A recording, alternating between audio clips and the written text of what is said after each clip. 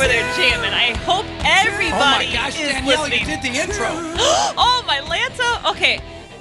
What? First of all, hello. Welcome to Grace and Wisco. I'm your co-host, Danielle Fairman, alongside Joe Clayfish, our wonderful host, who was going like this. Does everybody know sign language? The I love you sign language? Okay, but it's I love you, it's but not actually that. in the 80s, it was... It's this. It's just two fingers. It's the Yeah, I'm not trying horn. to do I love you. I'm doing Motley Crue.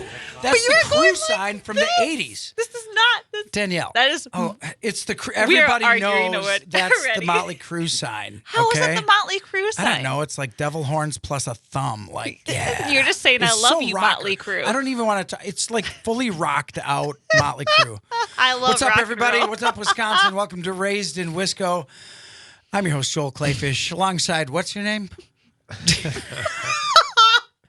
We are Who are fighting you? already. Fighting. Fighting. I learned. Alongside I need a. Danielle Fairman. Danielle Fairman, who clearly has never seen the Motley Crue sign. This is not a Motley Crue Man, sign. it is right now in the state of Wisconsin. It is. What time is it? What time is it? You know what time it is. It's time to plant those food plots. Or to get ready for the Aurora Borealis tonight. Oh my gosh! I knew you. It's not. Can you say it? Can you? Well, how about you? The Aurora Borealis. That's right. Tonight is like one of those literally once in a lifetime kind of events this far south of the North Pole. Now, I got to what's fascinating to me, I've been on TikTok lately and it's absolutely crazy because I've seen all this flat earth stuff. Have you seen any of this? I have not. Anastasia, Flat have you seen any of this flat earth business? You're on the wrong I feel like side your of the algorithm fence. is I'm different. my Well, you algorithm's have messed up because it is. I'm like an alligator hunter and I'm eating wild game, so I get like hunting stuff. And lately, and it's funny because I get a kick out of conspiracy theories. I think they're funny. I think they're hilarious. But the whole like flat Earth thing is going on, so now they're all fighting about the Aurora Borealis. So if you live in Wisconsin, it's very rare that you actually get to see the Aurora Borealis. Mm-hmm. Also known, when we were growing up, they were called Northern Lights. The Northern Lights Yes. is what we called them, and it's the sun bouncing off of the polar ice caps, and then we see the reflection of that. Anastasia, does that sound fairly accurate to That you? sounds about right, sure. Yeah, I sound kind of intelligent when I say that. Don't I? That's not what I said. Oh, what? Really? Danielle's coming at me. Our guests are coming at me. So it's essentially, you know, what you're seeing is the effect of the sun bouncing off polar ice caps, and you can't usually see it here. I've seen it a lot in Canada, but tonight, July 13th. In the state of Wisconsin, we're supposed to be able to see the Aurora Borealis as low as Wisconsin, even into Illinois and Ohio and some of our neighboring states. So get out there, check it out tonight. I read between the hours of 10 and like 2 in the morning-ish will be the best time to see it. But don't forget to do that because like the game in Wisconsin, the waters and woods, the conservation, the fantastic places to go in Wisconsin to forage, to harvest, the Aurora Borealis is going to be a spectacular sight, and it's beautiful weather. It's supposed to be in the low 70s, upper 60s tonight. So put on a little bug spray. And if you're like anti-chemical and you don't want to put on bug spray, Vanilla. start vanilla. Vanilla oil, essential oil. Yep. What? Yeah, vanilla essential oil. Or you Why get you wouldn't that lemongrass. attract mosquitoes? That No, sounds it like it would doesn't. attract. It doesn't. It just keeps them off, and you smell good about it. You smell good about it. Yeah. Okay. Well, I guess try vanilla oil. I'm Or gonna be using lemongrass or Deep lemon Woods balm. Off or DEET. Do you know what DEET? DEET? Do you I know know what what- DEET is short for? No. Dietylmethyltulamide. Oh, that's fun. Do I sound That's any nice. smarter yet, Anastasia? She's just shaking her I head at also me. have two things I want to share. Anastasia's kind of like She's She giving you just the shook her stink head like, eye. nope, you're not looking any smarter. No. Did you say the snake Keep. eye or the stink eye? Stink eye. The stink. She is kind of giving me the stink eye. That's what I'm here to Oh my gosh. Okay, well, I got two things of information to bring up. Okay. Bring him up, sister. So, for Civic Media, they are doing a blood drive, right? Yes. Hashtag This is Civic actually very Pints. Pints, as in ice cream pint, PINTS. But as in pints of blood. And also pints of blood. Yeah, But, okay. you know, I feel like if you say pints of blood, people get all the heebie-jeebies. But Yeah, if you but say we ice cream, it's a lot better. That's true, but we're not talking about an ice cream drive. Oh, we could. We're Maybe you talking- get ice cream afterwards. We're talking about a blood drive. Okay, hashtag Civic Pints. It's a blood donation challenge. And anywhere in the state of Wisconsin from July 10th to July 31st, take a selfie of yourself giving blood at one of these locations and go to civicmedia.us and submit your entry. These entries are for one pair of brewer tickets, a pair of a Wisconsin State Fair. And there's lots of pairs of State Fair tickets. There's lots 50 of these pairs prizes. of brewer tickets, 50 pairs of State Fair tickets, as well as 100 Civic Media swag bags given away. What's in the swag? Do we know what's in the We swag do not bags? know what's in the swag. All right. It's a mystery. I think maybe bars of gold, jargon game calls. Ooh. No, I'm just Some kidding. Probably not. I wonderful have no beef. idea, but I bet there's some good stuff because one of the cool things about working for a Civic Media station is that Civic Media is now across the state of Wisconsin in 13 markets, all the way from the top of the state down to the bottom of the state, all the way east, all the way west. Civic Media has got Wisconsin covered for your news, your information, your shows that are going to talk about things like the Great Wisconsin Outdoors, like Raised in Wisco. We got Charlie Barons. We got Gilbert Brown, the Gravedigger. So anything that you want, you tune into Civic Media, you're gonna have an interesting conversation going on about that. Make sure to sign up for the blood drive. Go get your blood taken.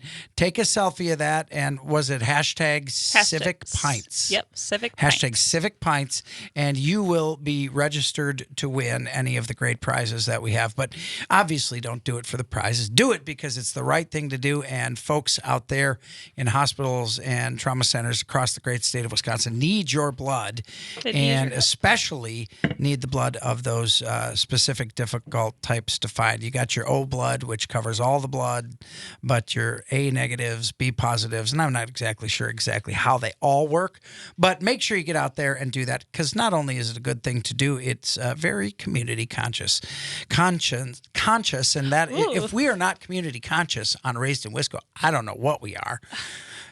Also, Danielle, have you begun planning food plots yet?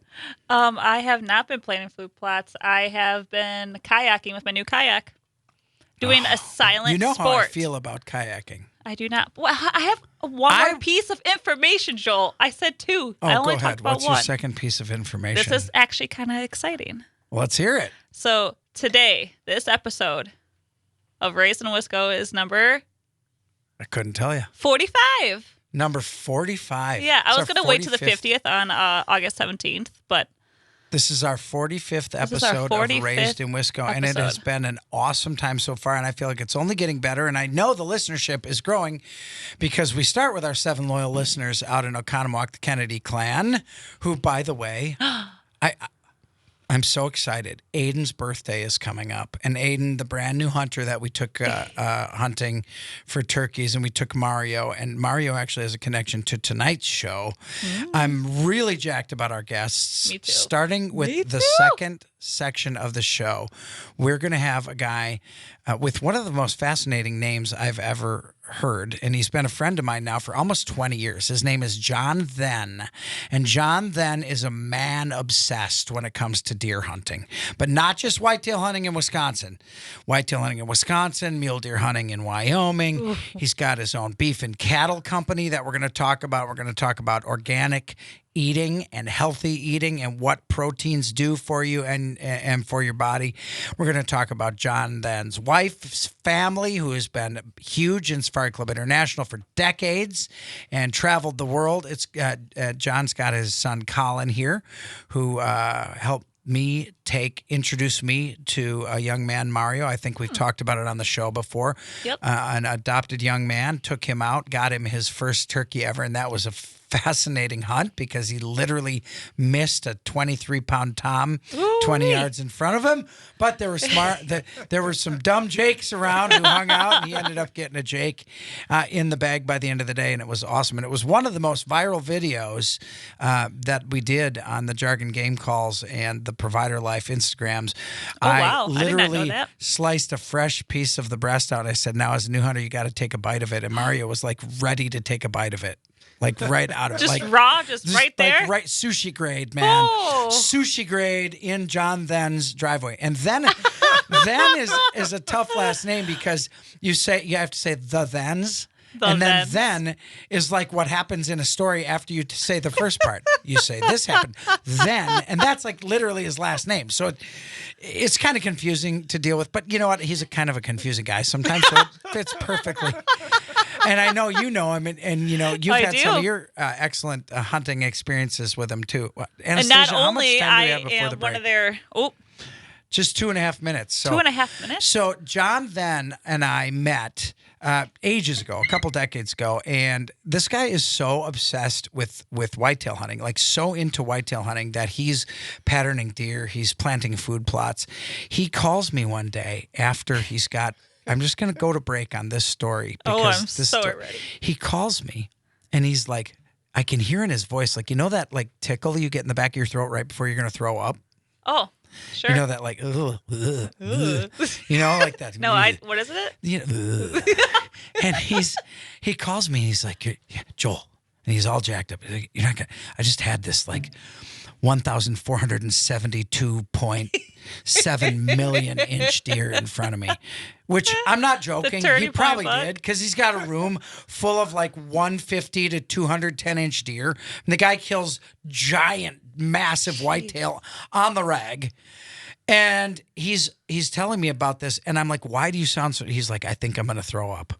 He was that he was that jacked up about it, and he decided to not shoot at this deer. So he was that excited about the deer and that into the deer hunt. And this is a deer he didn't even draw on. Oh, just saw it walking down. Just saw it walking down the Woo-wee. pathway, and I guess it was probably presented a shot, and he was so nervous he almost threw up over it. And I'm like, and I'm trying to talk. I'm like, John, listen, John, it's a white-tailed deer. You grow them for the purposes of harvesting them. You eat the meat. You put them on the wall. You utilize everything. This is what it's about. Draw the bow back and stick it. You know? It's time. So when we come back, we're going to talk live with John then. Colin, his son, is here. His lovely wife, Heidi, is here, who I have a history with her family, and we'll tell you about that as it comes up. No, there was no dating history, Danielle. I saw that look in your face. Don't worry about that. Okay, I will not But worry. we have a history together, too, so we're going to have the then family joining us as soon as we come back from the break. Hang out. You're listening to Raised in Wisco with Joel Clayfish and Danielle Fairman. We'll be right back.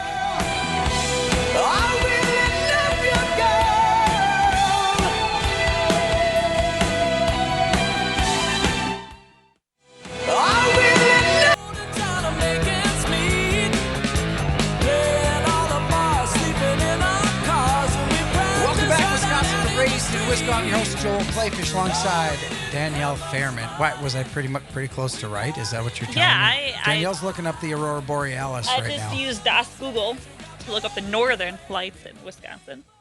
It is from 10 p.m. to 2 a.m., but with the storms rolling in, most likely we'll not be able to see anything. Oh, But you can look at it at Kohler State Park. It's about an hour north of Milwaukee. you should be able to see all it the in way the down to backyard. the Kettle Moraine North section. Nice. Well, That's the the Kettle first Moraine two North things that is- popped up. Hey, that's pretty cool. So get out there and see the Northern Lights. When we went into break, we were talking about my buddy John Then. We've been friends for a couple decades. And you know John Then. I do know John Then. See? Then. Look, now you got me messing it. John Then. Messing it up. Then. Now. I know. Now and then. Now and then. Wow. You should have named your kid Now. Now Then would be their name. That would be awesome. Like, I had a daughter named Ella, and I thought maybe we'll name the second daughter Sam. Then it would be Sam and Ella. Oh, no. No? You don't like that? John Then's in the studio. Except you just named a dog Fancy. That is true. I have a dog named Fancy Fancy. Camouflage. She's so fancy. Like that song from the, I don't know, I just early think of 2000s. Reba right away. Reba McEntire? Reba. Fancy? Yeah. Does Reba Fancy have was her name? Oh, I don't think I know that song by Reba McEntire. No. Oh, wait. It's not a song. It's a part of a song. Okay. Is it? I don't know. Any Reba fans in here? Reba McEntire. I don't know that song, but John Then. So Yeah. John Then. Welcome to Raised in Wisco, John Then. What's up? Hello. Hey, Joel. What's going on? Just hanging in Wisconsin for the night. For the night. For the Yeah, night. you Where know, you- that's true because you head out to Wyoming quite a bit. Are you leaving for Wyoming tomorrow? We are heading out on Sunday after the cookout. Okay. What cookout? We're having a cookout. Thanks Ooh. for the invite. What time should we show up? Everybody was invited, actually. If you follow us on social media, it is shared on the Two Sleep Oh, you're cattle? talking about at Fleet Farm? Yeah, that's today or that's That's tomorrow? Friday, Saturday, Sunday. Okay. Friday, So- Saturday. So All check the out Two cookout. Sleep Beef and Cattle Company at Fleet Farm in Menominee Falls. Menominee On Falls. Appleton Avenue. Appleton Avenue. What Cooking our time? hamburgers. From What time?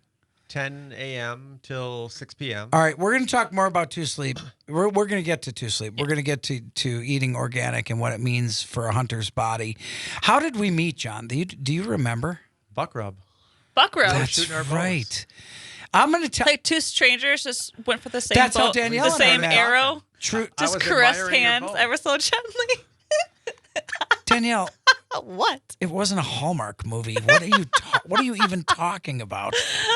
I'm seeing sparks fly. I'm just, trying to let the listeners see what I'm. I'm going to let you Seeing. go ahead and get yourself in trouble on the FCC airwaves, but I'm going to skip. So we met at Buck. It seems like, doesn't it kind of seem like Buck Rub and Kaz are like kind of the epicenter of everything that's awesome? That's how I met you, Danielle. That's exactly how you met me. I was looking for a host for Game Outdoors at the time, which became Kill It, Clean It, Cook It, and Danielle was working at Buck Rub and knew Kaz, and he's like, "You should." I was not working there. Well, you knew you were going there to shoot or something. I was there showing my friend Abigail she wanted to get fitted for a bow. So Cass is like, "Here, have a beer, have fun." And I said, "Okay." And then Kaz and I started talking, and that's when I signed up for summer leagues, and he gave you my phone number. Yeah, that's right. He's like, you should talk to Danielle. She's like the real deal. She hunts and she shoots bows, and so we met at Buck Rub. Yeah, we met John? at Buck rub. We were shooting our bows, and Was I shooting better than you, or were you shooting better than me? well, I was picking up. I was helping you pick up all your arrows as they were laying all over the place. Oh, Hey, listen, just because I draw 78 pounds and my arrows go through the animals I'm shooting at, through the heart, and land behind the targets, I'm sorry. I'm sorry that yours hit and such bounce strength off. you I have. apologize. Probably what was happening. And so then what happened? Were you like, yeah, we should talk about hunting? Or Yeah, I think we just started talking about hunting. I got your number, you got my number, and then eventually talked. So- Next a little bit. I think I invited you out once or twice. Nice. So Something along John those was like lines. my first experience. So, We both started bow hunting at the same time, I think. 'Cause yeah, I mean, I wasn't into it that much. I only started hunting, period, when I was 38 years old, and I'm 52 right now. So that's only 14 years ago that I which is started about- hunting, yeah. which is about when we met. that's about when I really started heavily getting into. Maybe it was my second bow, but I hadn't been bow hunting forever. I became obsessed with bow hunting maybe like 15 years ago. Yeah. So John then is one of those guys. He's a lot like me, Danielle, where like we become obsessed with something. And for me, it's hunting. And for John, it's whitetail deer hunting. And so he was the first guy who ever started talking to me about QDM, quality deer management. Okay. And this guy was like talking to me about food plots and when to put in food plots and travel zones for deer and managing deer in deer areas and not shooting them until they are a certain size and inches and like real actual whitetail trophy hunting. How did you get Like actual knowledge. Yeah, and for me at that point and to a large extent, this point in my life, I like to kill animals because I want to eat them. Yep. Exactly. And that kind of goes opposite of the culture and mentality of trophy hunting. However, I will say, I think because I'm eating the animal anyway, I still love trophy hunting. So how did you get so much into the QDM aspect of it? I think what happened was because we had the property for it. What do you mean by that? Explain that. We had the correct type of QDM property to hold giant whitetails and. So What tell would me make what the that means. what What make makes that? a property perfect for holding big whitetails?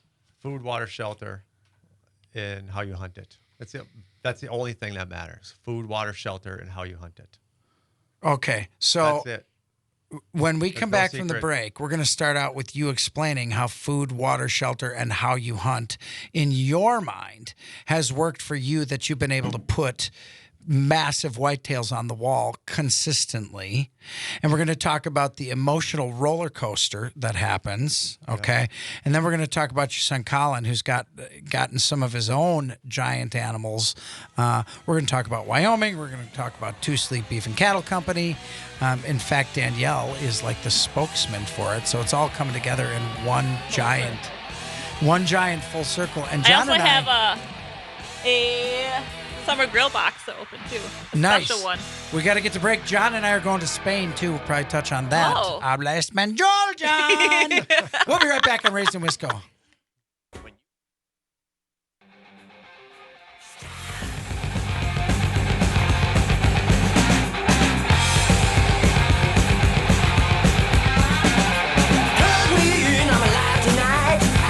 Welcome back to Raised in Wisco. I feel like every time I start, that is because Joel is jamming out.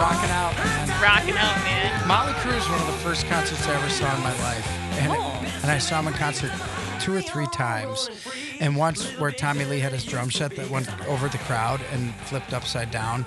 And I watched that movie about them on Netflix. I forget what it was called. Livewire, I think it was called. I don't remember, but it was exactly. awesome. Yeah, Anastasia rocking us out in and out of the breaks today. Good stuff. Good music. We went into the break talking to John Then, who is kind of a master of QDM and really has kind of the property to hunt massive deer, puts giant deer on the wall, along with his son Colin, who's joining us in the studio. His wife Heidi is here too today.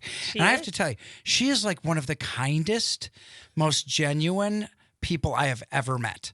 I concur. Yeah. I concur. I'm hanging out with John and I meet Heidi, and all of a sudden I learn that Heidi's sister, Sarah Gilbert, was my producer at Channel 12. What? Yeah, no joke. That's how small the world is. So, and I knew her sister, Sarah, like really well, worked together with her for years over at WISN Channel 12, which aired, our show, Game Outdoors, Kill It, Clean It, Cook It, with you, Danielle, aired on Channel 12. And I saw, I knew Sarah for years. She was an excellent producer, excellent at what she did. I'm sure she's doing, John, is she just doing awesome things right now? She's super successful. She's a professor at Concordia. Wow. Yeah, she's a professor at Concordia. No surprise. Sarah Gilbert was a woman on the rise constantly, and she just was a fantastic person. Super. You'll have to tell her I said hi, please. Tell her hi. She's probably listening. Hey, Sarah, what's happening? I'm jacked. You're doing so great. It's awesome to have your sister and the Then family in here. See, now I'm just used to saying the Thens. The Thens.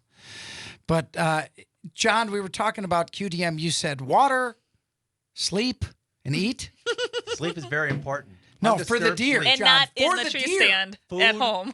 Food. Water, shelter, sleep. Ooh, we get the Water, hand clasp shelter. with it. Okay, He is how tired is of Water, that? shelter, sleep. Talk to me about when you say those things. How do those things interact with each other? And you said when you hunt them is Okay, ultimately so- important.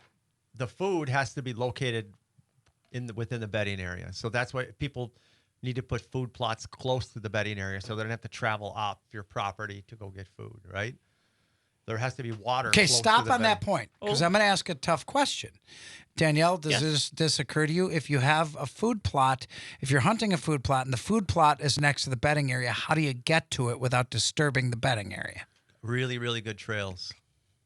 Okay. Quiet trails. So on the other side of the bedding area is a food plot. On the other side of the bedding area is the food plot. And right? that's so depending on wind. The deer come out all day long. So the deer, believe it or not, eat all day long. The deer just don't eat at night. They only come out of their bedding areas to eat. So they'll come out and travel to go eat. But they're up in their beds all day long eating. Like people, that's why when you hunt on the edge of beds, you'll see deer up all day long eating. And then so if you don't have those bedding areas, you don't experience that type of behavior for deer because you have to see them when they're traveling. Okay. You have to have them traveling off of somebody else's property or being bumped off of somebody else's property or going somewhere else to eat or going somewhere else to sleep. So, but that also, I mean, what strikes me about that is that a lot of people say I got to hunt that deer at the first morning light, or I have to hunt that deer at the golden hour right before dark. But we have learned that during 11 o'clock to like 3 o'clock is when it's good prime hunting. I have killed 90% of all my deer at about, like, I don't even go out in the morning.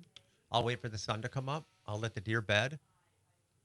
And then I will go in about 45 minutes, a half an hour after the sun comes up, and then catch all of the 7:30 to 10 o'clock movement. That's when 80% of all my biggest whitetails have been killed during that second movement when they're up and moving. You brought your son Colin along. Colin, how old are you? I'm 17. Okay, so you're 17. How many deer have you killed over 120 inches? Almost all my deer except for one. So how So many? how many deer do how you many have? is that? 5 mule deer and then 1 whitetail. And you killed how big was the whitetail you killed? About 140. Wow.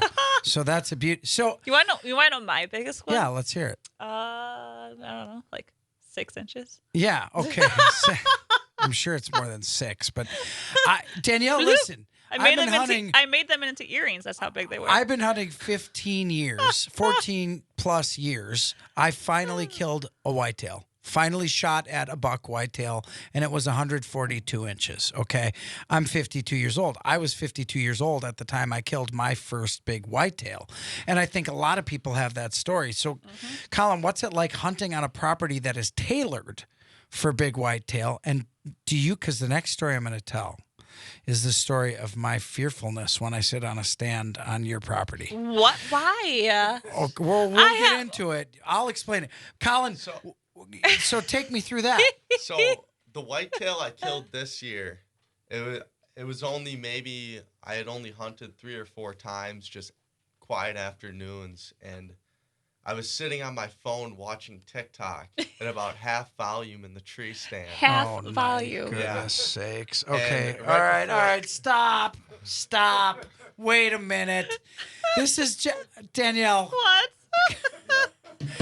It's that What Gen Z the thing. ever-loving hell is going on here? You're sitting in your tree stand watching TikTok. Yeah. Aren't you out in nature to Colin, enjoy life nature? happens in 3 dimensions, not on a 3x7 two-dimensional phone. And now you know why he's only killed 1 whitetail.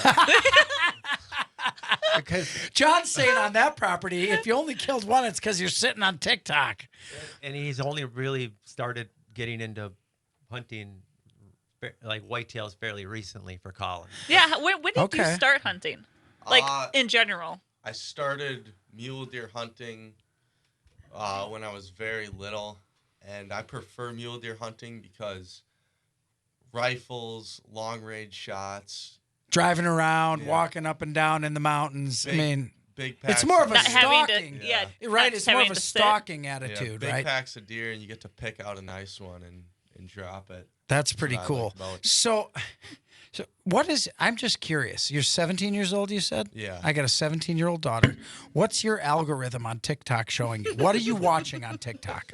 Honestly, mostly conspiracies. Yeah, I watch that stuff too.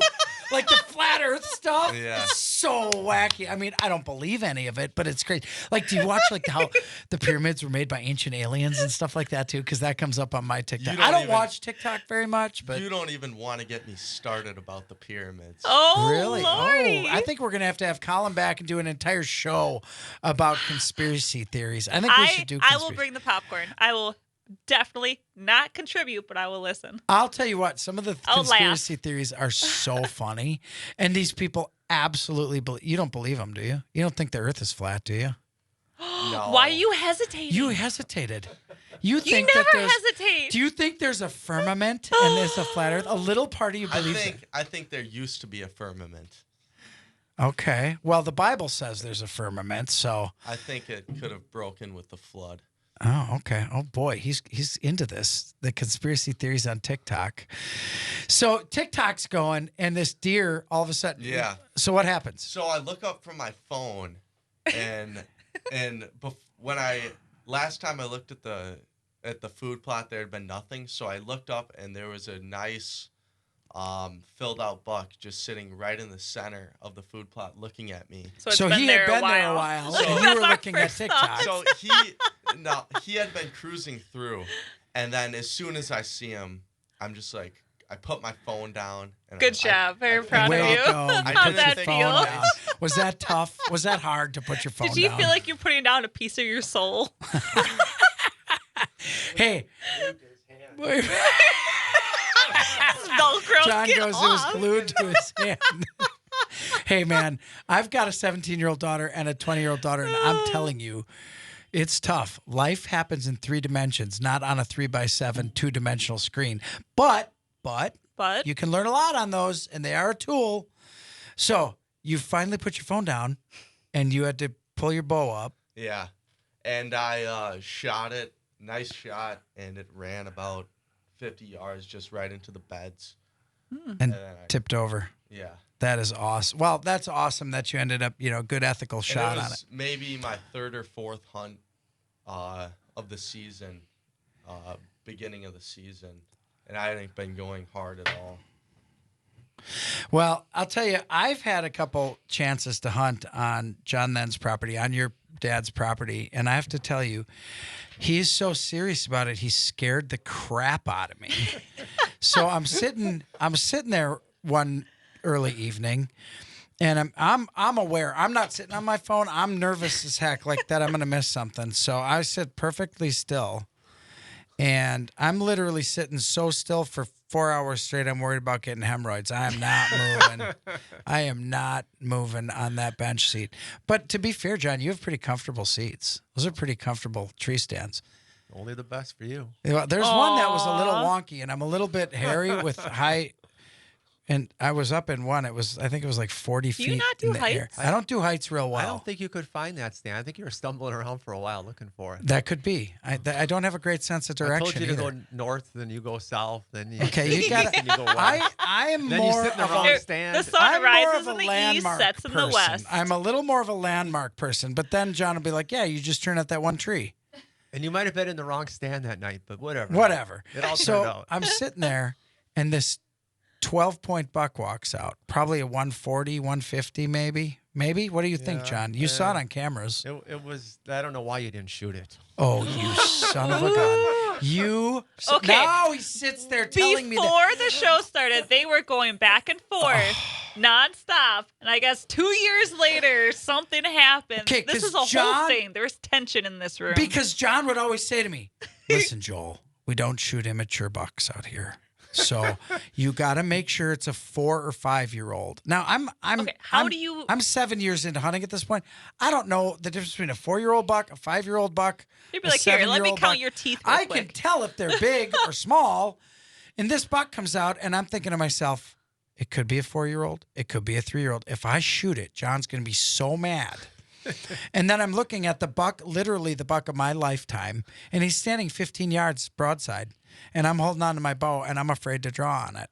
Aw. And I'm afraid, like, if I shoot it, he's gonna be like, "Oh, that thing would have been a beast next year." So I don't draw, and I'm so proud of myself. And I come back, and I'm like, "John, this 12-pointer came out." He's like, "Yeah, I've been seeing him around, man. Oh, what, you should have shot that one."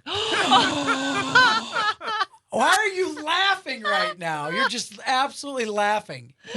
Because he had me so scared to actually draw on it and shoot. And then the first thing he says, "Oh, you should have shot that one." It would have been the biggest buck I ever If you shot. would have had your phone in your hand, you could have taken a picture and sent it to him. He knew what it looked like. He saw it on the cameras. What, did He's you like- warn him he about it, pulls that it a might be picture up. out? He pulls a picture up. He's like, "Was this it?" I'm like, "Yeah, that was it." He's like, "Oh, yeah, you should have shot that one." Guys, we have people But outside. now- Hello, look at the dogs. Heidi is saying, in the future, shoot it and just tell him, "Hey, man, I'm sorry. I thought it was big enough." Any buck that you like that you're going to put on the wall is the buck you should shoot. What about any buck I'm going to eat? Does that count? That was You even could put better. a backstrap on And the I know wall. your freezer's already full. So. It's not, because we eat everything we kill. So our freezer, when we get to about July, my freezers are more than half empty because we stock up during the hunting season. I make everything from like cold cuts with the turkey Cold to cuts. Get your cold cuts. like, shredded beef sandwiches with all the different venison and nilgai I've got in there right now. I've got some ibex, emu. I mean, I've got the gamut in my freezer, and we're getting kind of close. So you know what you need to do once you start running low? What? Hunt? Order from To Sleep. That's right. We're going to talk about Two Sleeps Beef and Cattle Company because, so John, man, the show goes so fast. We don't even have time to talk about it. John and I are going out to Wyoming. I'm going to have my first experience mule deer hunting, and I hope he doesn't kill me. I'm going to take some of those little things that give you oxygen at high levels. You know what I mean? I can see that. He's gonna be your oxygen jockey. Like Garth Vader. That's Darth. like Garth Brooks Like and Darth Vader. when you go to mixed Everest, together. you have a Yeah. What do they call those Oxygen guys? buddy. A Sherpa. He'll be my Sherpa. Colin will be your Sherpa. Colin the Sherpa. He'll be my Kalurpa. It'll be perfect. Kalurpa. And we're going to talk about the cattle company you started out there, organic eating. When we come back, Danielle, Joel? take us to the break. You're already at the break. Danielle, Joel? take us-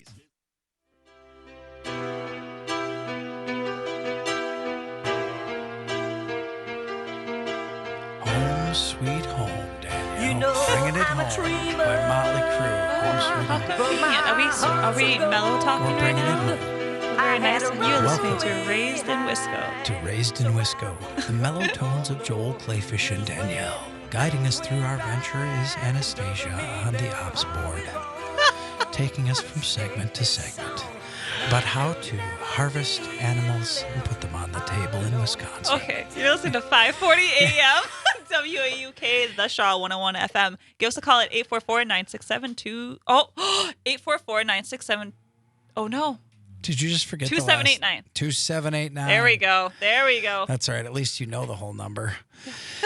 Give us a holler if you want to talk on the air. We did have a caller about the Aurora Borealis to correct some of my misgivings about how we actually see it, but it is fast light particles. Oh. So I updated myself at the break.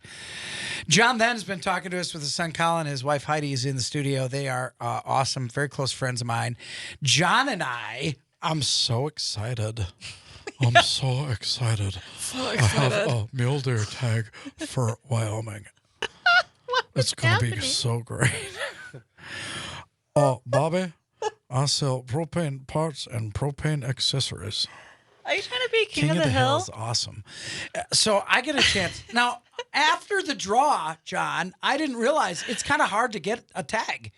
It's like 1 out of 100 chance, and I drew one. Oh, nice. I know. How do you I feel? think it's That puts a just lot meant of to be. pressure on you.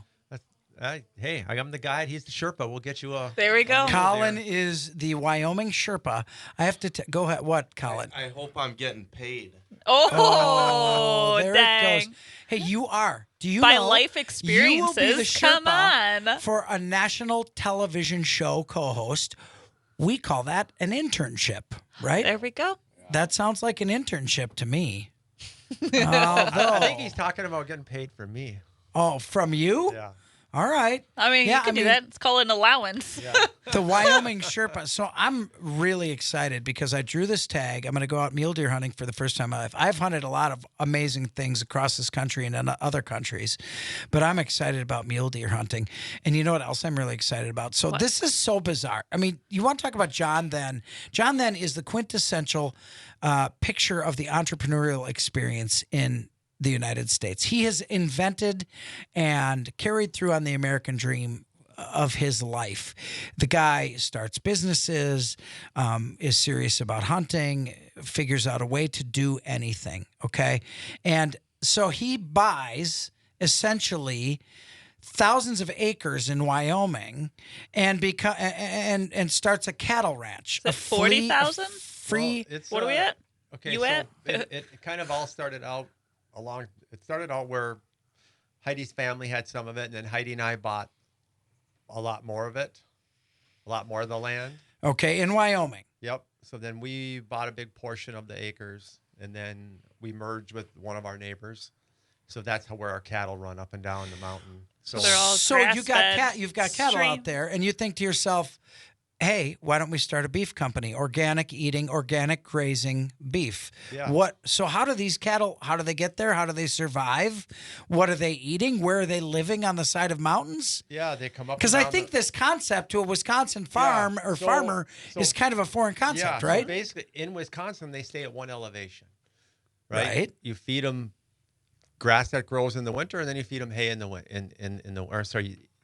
they eat the grass in the summer, and then you feed them hay in the winter. They stay at Sure, one elevation. sure. Well, out in Wyoming, you move them up and down the mountain, right? So you move them up the mountain in the summer.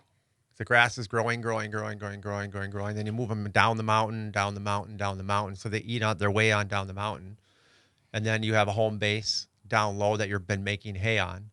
And then you graze them. Not down, metaphorically making hay, literally making hay. making hay down there to keep them down at a lower elevation because they can't survive up in the mountains over the winter because Okay, gets 30, too cold 40, and rough. 50 below. Sure. So you bring them down to 5,500 feet, and then you keep them down there over the winter. You feed them, or you have just enough. You can feed the whole thing out too, where you don't even put hay up. Sure. You just bring them down from the mountains, but you kind of have to arrange when you lease. So you're out- driving cattle out there.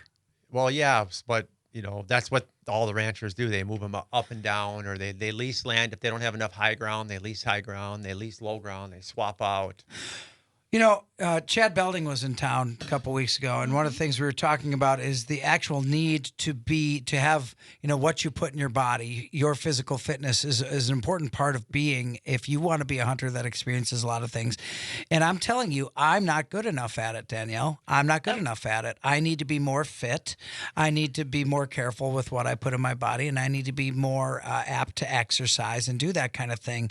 But one of the biggest things that you can do for your body is eat a clean protein source. And I think, when these cattle or the mule deer or the deer in Wyoming, they are the cleanest possible protein source that you can have, aren't they? Yeah, they basically, our cattle have never seen Roundup. And all of the water that they drink their whole life comes out of the mountain. So it comes down from 14,000 feet, melts. So there's still snow up there now. Wow. In the Nice middle and of July. fresh. Yeah, and it's raining up there now. The rain clouds, it just squeezes it out, and it keeps coming down, and then it And squeezes filters out, through the coming rocks of the down. mountain. Yeah. So- or if maybe you would pop an artesian well in, that would be Sure, down sure. 2,000-3,000 feet. What made you decide, hey, I want to offer this kind of clean, organic eating to the public? I want to have the beef, the cows that graze on these mountains, the mule deer that my family eats, the cows my family. What made you say to yourself, this is something I have to spread and bring to other people? I mean, okay, so 100% is my wife and my son were really into clean eating. Okay. And I could see the results. And then I started eating really, really clean. And I transitioned like my body and my mind into clean eating. I started eating just really very, very, very clean animal fats. And then you were talking about a high school quarterback. Yeah, maybe he's listening now, but there's a high school quarterback. His name is Tyler Hatcher. He's starting quarterback for Hamilton High School. He's on our team, our beef team, and he transitioned into animal proteins. He's eating about 80% lean beef animal fats. Well, one of the things that I like to talk about on the show is, ages ago, as we go through the ages, scientists and nutritionists constantly change what they say is good for us to eat. But the more that science advances and the art of nutrition advances, and it is an art, the more we realize that proteins are extremely good for you and fat is good for you. And I want to talk specifically, while we got a minute left, about the marrow. Bone marrow is found out to be one of the healthiest things you can possibly eat. It's got stem cells in it. You've got what they're called canoes, which is the bone marrow. People are making marrow broth out of it, bases for gravy, bases for fantastic tasting food. And I've eaten it. Danielle, I know you've eaten it. It's Obsessed with it now. amazing. And then don't forget to come and taste their burgers at Fleet Farm on go check them out at Fleet Farm on Appleton Avenue. and Q in Menominee Falls. They're going to be there Friday, Saturday, Sunday from 10 a.m. to 6 p.m. And the show flew again. The It Then did. family, thank you for coming. Danielle, Thank you. awesome. Joel. Zoe, your laugh is contagious. Anastasia, thank you. We'll be back next week on Raised in Wisco.